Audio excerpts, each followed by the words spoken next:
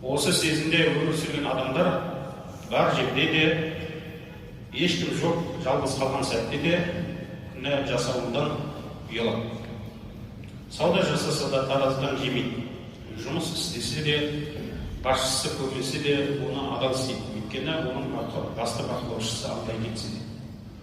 Білесіздер, сондай атақты оқиға бар.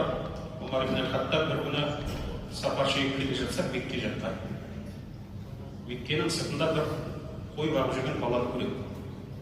Келіп жаңағы балаға айтады: біздің қарнымыз ашты, қойымның біреуін маған сат дейді.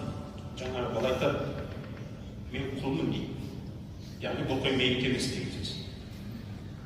Сонда Омар ибн аль-Хаттаб бұл баланы сынап былай деп айтады: сен біреуі бізге сатта, қожайынына таудан құлап кетті, немесе қасқыр жеп қойыпты, өтірік айта сал.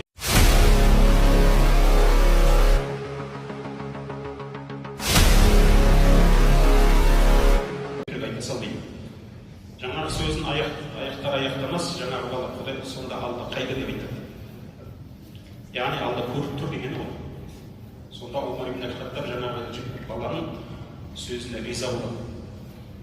Қожайынына барып, баланы сатып алып, құлдықтан азат етеді де, былай деп айтады: мен сенің осы бір сөзіңе боламын, осы құлдықтан азат еттім, енді үміт етемін.